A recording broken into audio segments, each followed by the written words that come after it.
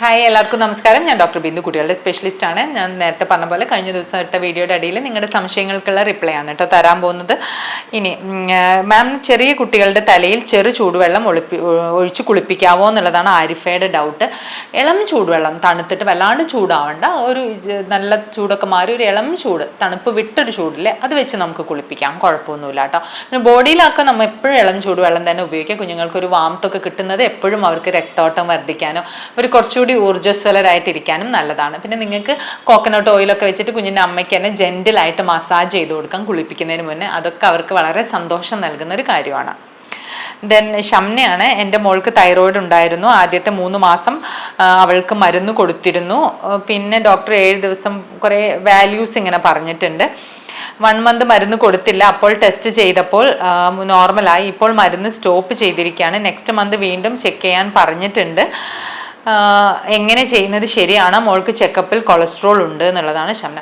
Generally നമുക്ക് കുഞ്ഞുങ്ങൾക്ക് തൈറോയിഡിൻ്റെ ഹോർമോൺസ് കുറയാനുള്ള ഒരു റീസൺ എന്താണെന്ന് വെച്ചാൽ, തൈറോയ്ഡ് ഹോർമോൺ ചിലപ്പോൾ തൈറോയ്ഡ് ഗ്രന്ഥി ചിലപ്പോൾ ഉണ്ടാവില്ല. ചിലപ്പോൾ ഗ്രന്ഥി ഉണ്ടാവും, അതിൽ ഹോർമോണിൻ്റെ ഉൽപ്പാദനം ഉണ്ടാവില്ല. ഈ 2 കാരണങ്ങളാണ് ജനറലി നമ്മൾ കാണുന്നത്. പിന്നെ അമ്മമാർക്ക് തൈറോയിഡിൻ്റെ പ്രശ്നങ്ങളൊക്കെ ഉണ്ടെങ്കിൽ അതിൻ്റെ വ്യത്യാസം കുഞ്ഞുങ്ങൾക്ക് കാണും. തൈറോയിഡിനെ നമ്മൾ എന്തിനാണ് ഇത്രയും ഇത് പറയുന്നത് വെച്ചാൽ, ഇത് കുഞ്ഞുങ്ങളുടെ ശാരീരിക വളർച്ചയ്ക്കും മാനസിക വളർച്ചയ്ക്കും പല്ലിൻ്റെ എല്ലിൻ്റെ ഒക്കെ വളർച്ചയ്ക്ക് തൈറോയ്ഡ് ഡിപ്പെൻഡൻ്റ് ആണ്. അപ്പോൾ അതുകൊണ്ട് കുഞ്ഞിൻ്റെ ബുദ്ധിയൊക്കെ കുറയാതിരിക്കാൻ വേണ്ടിയിട്ട് നമ്മൾ തൈറോയിഡിൻ്റെ വ്യത്യാസം ഉണ്ട് എന്നുണ്ടെങ്കിൽ തീർച്ചയായിട്ടും മരുന്ന് സ്റ്റാർട്ട് ചെയ്യണം. മരുന്ന് സ്റ്റാർട്ട് ചെയ്ത് കഴിഞ്ഞാൽ ഇടയ്ക്ക് ചെക്കപ്പുകളൊക്കെ ആയിട്ട് പോയിട്ട് നോർമലി നമ്മൾ 3 വയസ്സ് വരെ കൊടുക്കും. 3 വയസ്സ് വരെ കൊടുക്കാനുള്ള റീസൺ എന്താണെന്ന് വെച്ചാൽ, കുട്ടികളുടെ 90% ബ്രെയിൻ ഗ്രോത്തും 3 വയസ്സിൻ്റെ ഉള്ളിൽ നടക്കും. അപ്പോൾ തൈറോയിഡിൻ്റെ യാതൊരു വ്യത്യാസവും ഇല്ലാണ്ട് കുഞ്ഞ് ഇൻ്റലിജൻസ് നോർമൽ ആവാൻ വേണ്ടിയാണ് ഈ 3 ഇയേഴ്സ് വരെ കൊടുക്കുന്നത്. കൊടുത്ത് കഴിഞ്ഞിട്ട് നമുക്ക് വേണമെങ്കിൽ 3 ഇയേഴ്സ് കഴിയുമ്പോൾ ഒന്ന് സ്റ്റോപ്പ് ചെയ്യാം. സ്റ്റോപ്പ് ചെയ്തിട്ട് ഒരു 6 ആഴ്ച മരുന്നില്ലാണ്ട് നോക്കാം. 6 ആഴ്ച കഴിഞ്ഞിട്ട് നമ്മൾ ഒന്നുകൂടി ടെസ്റ്റ് ചെയ്യാം. ടെസ്റ്റ് ചെയ്തതിൽ കുഞ്ഞിന് പിന്നെയും തൈറോയിഡിൻ്റെ പ്രശ്നങ്ങൾ ഉണ്ടെങ്കിൽ നമ്മൾ മുന്നോട്ട് തൈറോയിഡിൻ്റെ മരുന്നുകൾ കണ്ടിന്യൂ ചെയ്യണം. ഇല്ല, കുഞ്ഞിന് ഓക്കെയാണ്, വലിയ കുഴപ്പമില്ല എന്നുണ്ടെങ്കിൽ നമുക്ക് പിന്നെ മരുന്നുകൾ വേണ്ടി വരില്ല. പിന്നെ നമുക്ക് ഇടയ്ക്ക് ചെക്കപ്പുകൾ മതി. ഇതെല്ലാവർക്കും ക്ലിയർ ആയി എന്ന് വിശ്വസിക്കുന്നു. ഈ ഒരു കാര്യത്തിൽ ഒരു റിസ്ക്കും എടുക്കരുത് കേട്ടോ. കുട്ടികളുടെ കാര്യത്തിൽ നമ്മുടെ കുട്ടികൾ മിടുക്കരായിട്ട് വളരട്ടെ. തൈറോയിഡിൻ്റെ എന്തെങ്കിലും ഇഷ്യൂ ഉണ്ടെങ്കിൽ മരുന്ന് കൊടുക്കാൻ യാതൊരുവിധ മടിയും കാണിക്കരുത്. കാരണം മരുന്നിന് വില ഒട്ടും ഇല്ല. പിന്നെ ടാബ്ലറ്റ്സ് ഫോമിലാണ്, നമുക്ക് എവിടെ പോകുമ്പോഴും നമ്മുടെ ഹാൻഡ് ബാഗിൽ ഇട്ടിട്ട് പോവുകയും ചെയ്യാം. കുട്ടികളുടെ ഭാവിയല്ലേ, അത് സുരക്ഷിതമായിട്ടിരിക്കട്ടെ അല്ലേ. നെക്സ്റ്റ് ദേവി എന്നുള്ള ഐഡിയ ആണ്. ഡോക്ടർ, എൻ്റെ മോന് 1 വയസ്സ് 1 മാസം കോൺസ്റ്റിപ്പേഷൻ ആണ് അവൻ്റെ പ്രോബ്ലം. ബ്രസ്റ്റ് ഫീഡ് മാത്രമുള്ള സമയത്ത് പ്രോബ്ലം ഉണ്ടായിരുന്നു, പിന്നെ മാറി നോർമലായി. ബട്ട് ഇപ്പോൾ ഓൾട്ടർനേറ്റ് ഡേയ്സ് ആണ് മോഷൻ പോകുന്നത്. പിന്നെ കുറേ വലിയൊരു ലോങ് കമൻ്റ് ആണ്. അവന് ഇരുന്ന പോലെ മോഷൻ പാസ് ചെയ്യുന്നത്, ഇനിയും നടന്നൊക്കെയാണ്, കാലുമേ ഇരുത്താൻ ട്രൈ ചെയ്യുന്നു. പക്ഷേ ഇത് പ്രോബ്ലം ആണോ എന്നൊക്കെയാണ് ചോദിക്കുന്നത്. 1 ഇയർ 1 മന്ത് കുട്ടീനെ കാലിലൊക്കെ ഇരുത്തി ഫോഴ്സ് ചെയ്യേണ്ട. നമ്മൾ പറയില്ലേ, ടോയ്ലറ്റ് ട്രെയിനിങ് നോർമലി 2 ഇയേഴ്സിന് ശേഷമാണ്. അതിന് മുന്നേ കുഞ്ഞുങ്ങളെ ഫോഴ്സ് ചെയ്ത് കഴിഞ്ഞാൽ അവരിക്കില്ല, പിന്നെ അവർക്ക് അതിനോടൊരു വെറുപ്പൊക്കെ തോന്നും. അപ്പോൾ ആ കാര്യം നമ്മളൊന്ന് ശ്രദ്ധിക്കണം. നടന്നാണൊക്കെ പോണത് എന്നുണ്ടെങ്കിൽ അങ്ങനെ ആവട്ടെ. പക്ഷെ കുഞ്ഞിനെ പതുക്കെ ഇരിക്കാൻ വേണ്ടി സ്നേഹത്തോടെ നമുക്കൊന്ന് മാറ്റിയിട്ട് ചെയ്യാം. ടോയ്ലറ്റിൽ കൊണ്ടുപോകുന്നതോ അല്ലെങ്കിൽ പോട്ടിയിൽ വെക്കുന്നത് അല്ലെങ്കിൽ ഏതെങ്കിലും ഒരു സ്ഥലത്തേക്ക് ഇരുന്ന് പോകുന്നതോ ഒക്കെ ആക്കാം. കോൺസ്റ്റിപ്പേഷനുള്ള കുട്ടികൾക്ക് ഭയങ്കര പെയിനും ഡിഫിക്കൽട്ടി ഉള്ളതുകൊണ്ട് അവരെപ്പോഴും നിന്ന് പോകാനായിരിക്കും. ചിലപ്പോൾ അവർ കാലൊക്കെ ക്രോസ് ചെയ്ത് വെച്ചിട്ടുള്ള ഒരു പ്രത്യേക പോസ്ചറിലൊക്കെ ആയിരിക്കും ഇരിക്കുക. അത് ട്രീറ്റ് ചെയ്തേ മതിയാവൂ. നിങ്ങളിപ്പോൾ അത് ട്രീറ്റ് ചെയ്യാണ്ട് മരുന്ന് കൊടുത്താൽ കുഞ്ഞിന് ദോഷം എന്നൊക്കെ വിചാരിച്ച് കഴിഞ്ഞാൽ കുഞ്ഞിന് ചിലപ്പോൾ കൂടുതൽ പ്രശ്നങ്ങളിലേക്ക് പോകാനുള്ള സാധ്യതയുണ്ട്. അതുകൊണ്ട് തീർച്ചയായിട്ടും നിങ്ങൾ കോൺസ്റ്റിപ്പേഷൻ്റെ മരുന്നുകൾ കറക്റ്റായിട്ട് കൊടുക്കണം.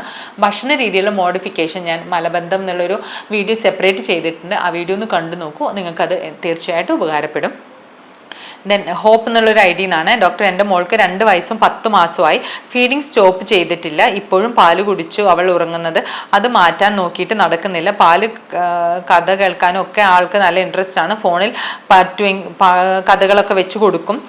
നല്ല സ്റ്റോറീസൊക്കെ കാണുന്നത് അവൾക്ക് നല്ല ഇഷ്ടമാണ് എന്നുള്ളതാണ്. 2 വയസ്സ് നോർമലി നമ്മൾ ജനറലി പറയുന്നത് 2 വയസ്സ് കഴിയുമ്പോൾ പിന്നെ നിങ്ങൾക്ക് ബ്രസ്റ്റ് ഫീഡിങ് നിർത്താം. പക്ഷേ ചില പാരൻസിന് മുലപ്പാൽ കുറച്ചുകൂടി കൂടുതലൊക്കെ കൊടുക്കണം എന്നുള്ളൊരു ആഗ്രഹം ഉണ്ടാവും അല്ലേ. നമ്മൾ അപ്പർ ലിമിറ്റ് വെക്കണ്ട, 4 വയസ്സ് വരെ കുടിച്ചാൽ കുഴപ്പമുണ്ടോ എന്നൊക്കെ ചിലർ ചോദിക്കാറുണ്ട്. കുഴപ്പമൊന്നുമില്ല, നിങ്ങൾക്ക് കൊടുക്കാൻ ഓക്കെ ആണ് എന്നുണ്ടെങ്കിൽ നിങ്ങൾക്ക് കൊടുക്കാം. പക്ഷെ ചിലപ്പോൾ എന്താ പറയുക, ഈ ബ്രസ്റ്റ് മിൽക്കിലോട് തന്നെ അഡിക്ഷൻ ആയിട്ട് കുട്ടികൾ ബാക്കി ഭക്ഷണമൊന്നും കഴിക്കില്ല. 2 ഇയേഴ്സ് ഒക്കെ കഴിഞ്ഞ് കഴിഞ്ഞാൽ കുഞ്ഞുങ്ങളുടെ ഗ്രോത്ത് നന്നായിട്ട് വരുന്നതാണ്. ബാക്കി ഫുഡ് ഐറ്റംസ് ഒക്കെ ബാലൻസ്ഡ് ഡയറ്റ് അല്ലെങ്കിൽ സമീകൃത ആഹാരം കഴിക്കേണ്ട പ്രായമാണ്. അപ്പോൾ കുഞ്ഞിനോട് ഇതന്നെ ഒരു അഡിക്ഷൻ ആയി കഴിഞ്ഞാൽ ബാക്കി ഭക്ഷണം കഴിച്ചില്ലെങ്കിലോ എന്ന് വിചാരിച്ചാണ് നമ്മൾ ഇത്രയും കാര്യങ്ങൾ പറയുന്നത്. പക്ഷേ കുട്ടി ബാക്കി ഭക്ഷണമൊക്കെ കഴിക്കുന്നുണ്ടെങ്കിൽ നിങ്ങൾക്ക് ബ്രസ്റ്റ് മിൽക്ക് കണ്ടിന്യൂ ചെയ്യാം. പക്ഷെ ഇപ്പം നമ്മൾ ഇവർ പറഞ്ഞിരിക്കുന്ന കാര്യം കുഞ്ഞിനാണെങ്കിൽ ബ്രസ്റ്റ് മിൽക്ക് മദറിന് നിർത്തണം എന്ന് വിചാരിച്ചിട്ടും കുഞ്ഞിന് പറ്റുന്നില്ല എന്നുള്ളതാണ്. അതിന് നമ്മൾ കുറച്ചൊന്ന് സ്ട്രോങ് ആയിട്ട് ഇരിക്കുക തന്നെ വേണം. കാരണം നൈറ്റിലൊക്കെ കുട്ടി കരയാൻ തുടങ്ങുമ്പോൾ നമ്മൾ പതുക്കെ എടുത്ത് തോളത്തിട്ട് അങ്ങനെ ഒരു 1 വീക്ക് ചിലപ്പോൾ എടുക്കും കുഞ്ഞിന് ഇതൊന്ന് കംപ്ലീറ്റ് ആ സങ്കടമൊക്കെ ഒന്ന് മാറി വരാൻ. പക്ഷെ അതെന്തായാലും നല്ലതായിരിക്കും. അപ്പോൾ നമ്മൾ കുഞ്ഞൊന്നും കരയുമ്പോഴേക്കും പിന്നെയും ഫീഡ് ചെയ്യാൻ പോയാൽ പിന്നെയും നമ്മുടെ ആ ശ്രമമൊക്കെ ഫെയിലാവും. അപ്പോൾ അതൊന്ന് നിങ്ങളൊന്ന് ശ്രദ്ധിച്ചിട്ട് നിങ്ങൾക്ക് മാറ്റണം എന്നുണ്ടെങ്കിൽ പതുക്കെ നിങ്ങൾക്ക് മാറ്റാം കേട്ടോ.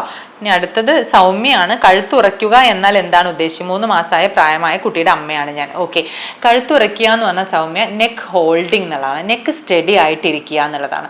നോർമലി നമ്മൾ കുഞ്ഞുങ്ങളെ ഇപ്പോൾ ഷോൾഡറിലൊക്കെ പിടിച്ചിട്ട് ഇങ്ങനെ എടുക്കുമ്പോൾ കുഞ്ഞുങ്ങൾ തല കുറച്ചിങ്ങനെ ലാഗ് ചെയ്യില്ലേ, ന്യൂ ബോൺ ബേബീസിനെ. കുറച്ചുകൂടി അവർ മുതിർന്ന് കഴിയുമ്പോൾ അത് ലാഗ് ചെയ്യില്ല. കുഞ്ഞിൻ്റെ കഴുത്ത് നമ്മൾ ബോഡിയുടെ കൂടെ ഇങ്ങനെ നേരെ വരും. എന്നിട്ട് പതുക്കെ നമ്മൾ കുഞ്ഞിനെ അപ്രൈറ്റ് വെച്ചാൽ തല ഇങ്ങനെ സ്റ്റഡി ആയിട്ടിരിക്കും. കുഞ്ഞു കുട്ടികളാകുമ്പോൾ തല ഇങ്ങനെ ആടിക്കൊണ്ടിരിക്കും, തല പുറകിലേക്കൊക്കെ പോകും. അപ്പോൾ ഈ സ്റ്റഡിനെസ്സിനെയാണ് നമ്മൾ നെക്ക് ഹോൾഡിംഗ് എന്ന് പറയാം. 3 മാസമൊക്കെ ആകുമ്പോൾ ഒരു 50 to 60% നെക്ക് ഹോൾഡിംഗ് ഒക്കെ വരും. 5 months ആകുമ്പോൾ കുട്ടി നല്ല ഇറക്റ്റ് ആയിട്ട് കഴുത്ത് വെക്കും. അതാണ് നെക്ക് ഹോൾഡിംഗ്. ഒന്ന് സൗമ്യം ഒന്ന് ശ്രദ്ധിച്ച് നോക്കൂ, പതുക്കെ കുഞ്ഞിനത് ശരിയായി വരുന്നത് കാണാം കേട്ടോ. ദെൻ ഡോണയാണ്. മാം, വേംസിന് വേണ്ടി 1 വീക്ക് ഗ്യാപ്പിൽ കൊടുക്കാമോ എന്നുള്ളതാണ്. വിരയുടെ മരുന്ന് 1 ആഴ്ച ഗ്യാപ്പിൽ കൊടുക്കാമോ? സാധാരണ അതിൻ്റെ ആവശ്യം വരില്ല. പക്ഷെ ചില കുട്ടികൾക്ക് വിരയുടെ ശല്യം ഭയങ്കര ബുദ്ധിമുട്ടുള്ള കുട്ടികൾക്ക് നമ്മൾ കൊടുക്കാറുണ്ട്. പക്ഷെ അതെല്ലാം നിങ്ങളുടെ കുട്ടികളുടെ ഡോക്ടറോട് ഡിസ്കസ് ചെയ്തിട്ട് മാത്രം മതി കേട്ടോ. ദെൻ ഡോണയുടെ അടുത്ത ഡൗട്ട് ഹാബിച്വൽ കോൺസ്റ്റിപ്പേഷൻ വീഡിയോ ചെയ്യാമോ എന്നുള്ളതാണ്. തീർച്ചയായിട്ടും ചെയ്തിട്ടുണ്ട്. നമ്മുടെ ചാനലിൽ കുറേ Q&Aയിലും ചെയ്തിട്ട് സെപ്പറേറ്റ് വീഡിയോ മലബന്ധം അല്ലെങ്കിൽ കോൺസ്റ്റിപ്പേഷൻ എന്നുള്ളതും ചെയ്തിട്ടുണ്ട്. അതൊന്ന് കണ്ടു നോക്കൂ കേട്ടോ. ദെൻ ശ്രുതിയാണ്. എൻ്റെ മോൻ ഇപ്പോൾ വെയിറ്റ് 6.5 ആണ്. Birth wait 2.4. 7 months ആയി. പക്ഷേ തീരെ വണ്ണമില്ല. എല്ലാവരും വണ്ണമില്ലല്ലോ എന്ന് ചോദിച്ച് ആകെ എൻ്റെ മനസ്സ് മടുപ്പിക്കുന്നു എന്നൊക്കെ പറഞ്ഞിട്ട് ആകെ വിഷമത്തിലാണ് നമ്മുടെ ശ്രുതി ചോദിച്ചിരിക്കുന്നത്.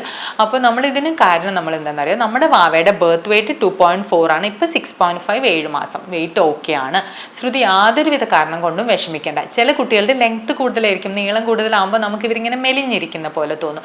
അതുകൊണ്ട് ആൾക്കാർ പറയുന്നത് ആ ചെവിയിലൂടെ കേട്ട് ആ ചെവിയിലൂടെ തന്നെ പുറത്തു വിടുക. നമ്മുടെ കുഞ്ഞിനെ കാണിക്കുമ്പോൾ കുഞ്ഞിൻ്റെ ഡെവലപ്മെൻറ്റ് നോർമലാണ്. കുഞ്ഞ് കമിഴുന്നുണ്ട്, ചിരിക്കുന്നുണ്ട്, സാധനങ്ങൾ കൊടുത്താൽ കയ്യിൽ വാങ്ങുന്നുണ്ട്, ശബ്ദം കേട്ടാൽ ഞെട്ടുന്നുണ്ട്, നമ്മുടെ മുഖത്തേക്കൊക്കെ നോക്കുന്നുണ്ട് എന്നൊക്കെ ഉണ്ടെങ്കിൽ കുഞ്ഞിൻ്റെ ഡെവലപ്മെൻറ്റ് നോർമലാണ്. അതുപോലെ തന്നെ കുഞ്ഞിൻ്റെ വെയിറ്റ് നോർമലാണ്. വാക്സിനൊക്കെ എടുത്തു എന്നുണ്ടെങ്കിൽ ആൾക്കാരുടെ ഒരു ഇത് വിചാരിച്ച് നിങ്ങൾ യാതൊരുവിധ വിഷമവും വിചാരിക്കേണ്ട. റെഗുലറായിട്ട് നിങ്ങളുടെ പീഡിയാട്രിഷ്യൻ്റെ അടുത്ത് ഹെൽത്ത് ചെക്കപ്പ് മാത്രം ചെയ്താൽ മതി. ആൾക്കാർ ഇന്ന് വണ്ണമില്ല എന്ന് പറയുന്നവർ നാളെ പുതിയ എന്തെങ്കിലും കുറ്റം കണ്ട് പറയാൻ നിൽക്കും. അതൊക്കെ ഓരോരുത്തരുടെ ഒരു പ്ലഷറാണ്. അതിന് നമ്മൾ ചെവി കൊടുക്കാതിരുന്നാൽ മതി കേട്ടോ ശ്രുതി.